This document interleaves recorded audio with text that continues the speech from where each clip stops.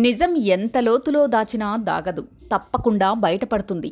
YS వివేక గారి మొదటి భార్య సౌభాగ్యమ్మకు రాసిన లేఖకు కౌంటర్ లేఖ రిలీజ్ చేసిన వైఎస్ అవినాష్ గారి తల్లి వైఎస్ లక్ష్మి. అమ్మ సౌభాగ్యమ్మ 2009లో జగన్ తండ్రిని కోల్పోయినప్పుడు ఎంతో మనోవేదన అనుభవించాడని ఇప్పుడు గుర్తుకు వస్తున్నదా? 2010లో కాంగ్రెస్ ప్రభుత్వం జగన్ను చిన్నచూపు చూచినప్పుడు జగన్కు అండగా నిలిచి పెద్ద దిక్కుగా ఉండవలసిన మీరు అందరూ కలిసి ఒంటరి వాణ్ణి చేసి మీ స్వార్థం మీరు చూసుకున్నప్పుడు జగన్ మనోవేదన గుర్తుకు రాలేదా?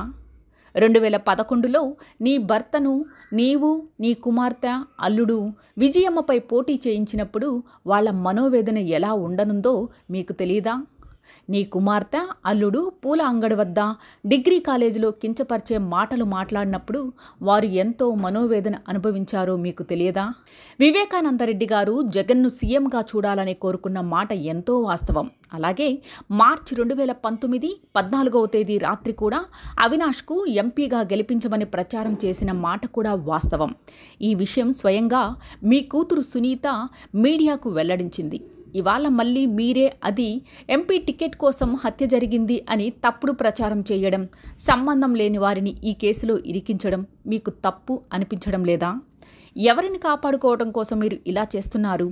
మీ కుమార్తె నిజమైన న్యాయం కోసం పోరాటం చేస్తూ ఉంటే తప్పక జగన్ సంపూర్ణ మద్దతు ఉంటుంది.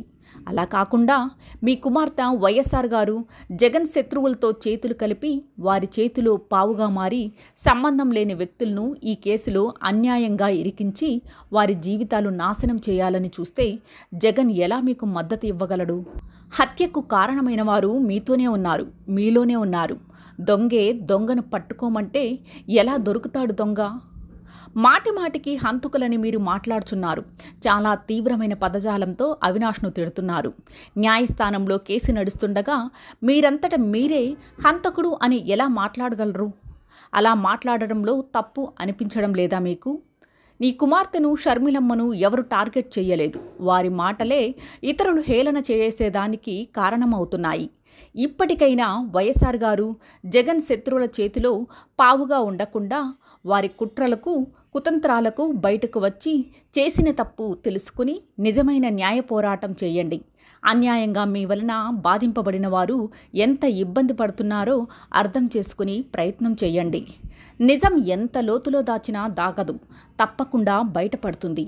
ఇట్లు YS Lakshmi, wife of YS Bhaskar Reddy, Pulivendula.